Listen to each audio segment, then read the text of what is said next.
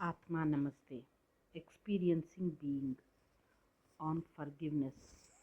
క్షమ మీద పూజ్య సద్గురుదేవులు చాకుక్సి గారు ఇచ్చిన guide lines. Forgiveness is not a matter of who is right are wrong. It is a matter of doing the right thing.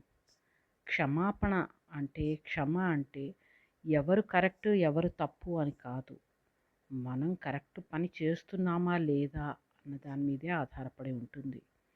Compassion means to forgive.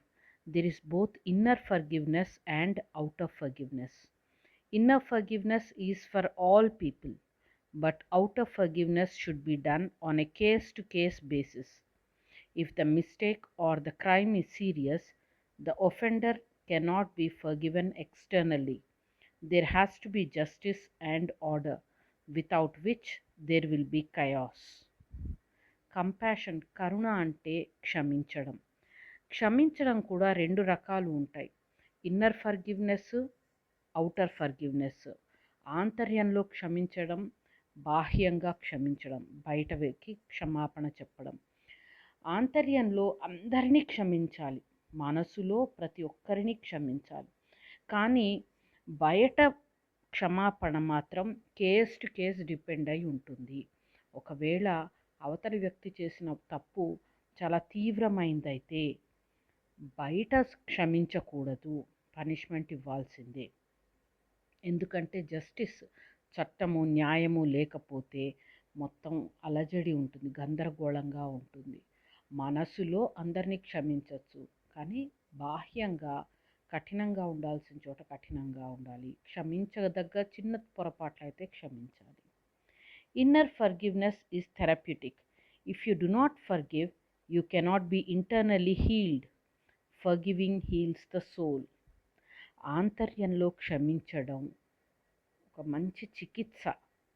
మనం క్షమించకపోతే మనలోని లోపలి గాయాలు మానవు.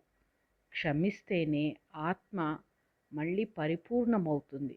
మనం ఎవరి మీదైనా కోపం పెట్టుకుంటే అవతలి వ్యక్తి మనకి హాని చేశారు, బాధ పెట్టారు, ఏదో తప్పు చేశారు అన్నప్పుడు వాళ్ళు తప్పు చేసేసి బాధ పెట్టి మర్చిపోవచ్చు.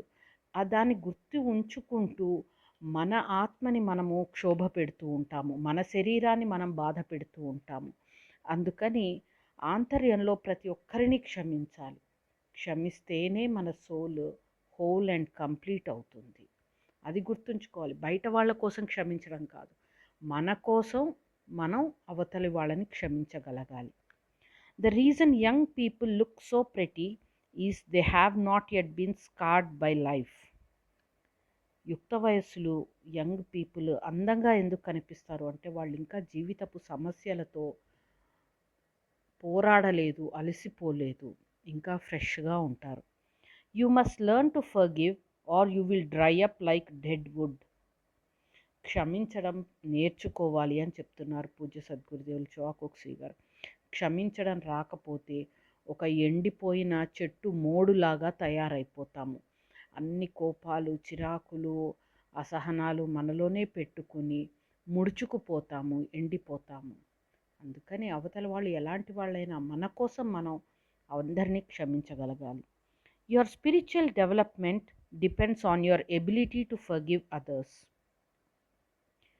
మీ ఆధ్యాత్మిక పురోగతి మీరు ఎంతగా అవతలి వాళ్ళని క్షమిస్తారు అన్న దానిపై ఆధారపడి ఉంటుంది. మనము మన పట్ల తప్పు చేసిన వాళ్ళ మీద కోపం మనసులో పెట్టుకుంటే, బయటకి నవ్వుతూ ఉన్నా మనసులో కోపం పెట్టుకుంటే మన స్పిరిచువల్ ప్రోగ్రెస్ స్లో అయిపోతుంది. ఎందుకంటే మనం ధ్యానంలో అన్నీ వదిలేసి లెట్ గో అవ్వలేము. ఆ నెగిటివ్ ఎమోషన్స్, నెగిటివ్ థాట్స్ అలా ఉండిపోతూ ఉంటాయి. అందుకని ఫర్గివ్నెస్ అనేది చాలా చాలా ఇంపార్టెంట్. ఎంత మనం అవతల వాళ్ళని క్షమించగలిగితే మనం ఆంతర్యంలో అప్పుడు మన ఆత్మ అంత గ్రో అవుతుంది. Your ability to fly in the inner world depends on inner forgiveness. మనం అంతర్లోకంలో ఎంత పైకి ఎదగగలుగుతాము, ఎంత పైకి ఎగరగలుగుతాము అనేది మన ఆంతర్యంలో ఎంత క్షమాపణ ఇవ్వగలుగుతాము అనే దాని మీద ఆధారపడి ఉంటుంది. ఇందాకే డిస్కస్ చేసుకున్నట్లు మన లోపల ముళ్ళు వేసుకుంటే పైకి ఎగరలేము, ఆ బరువుకి కిందే ఉండిపోతాము. ముడి విప్పేసి అవతలి వాళ్ళని క్షమించగలిగితే మనసు ప్రశాంతంగా ఉంటుంది. ధ్యానం చేసినప్పుడు లేదా ఎల్లప్పుడూ సంతోషంగా ఆనందంగా ఉండగలుగుతాము.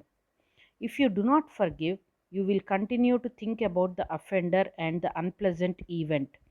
By forgiving and blessing, you stop wallowing in mud and you achieve inner peace and freedom.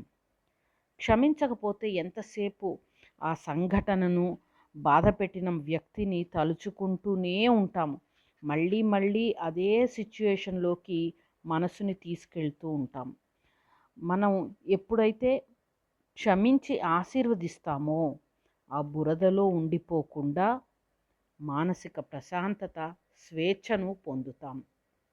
మనకు స్వేచ్ఛ ఉండాలి, మానసిక ప్రశాంతత ఉండాలి అంటే మనం ప్రతి ఒక్కరిని ఆంతర్యంలో క్షమించాలి. ఇది మనం రోజు ప్రాక్టీస్ చేయాల్సిన టెక్నిక్. క్షమా ప్రార్థన, ఫర్గివ్నెస్ చాలా ఇంపార్టెంట్. Thank you.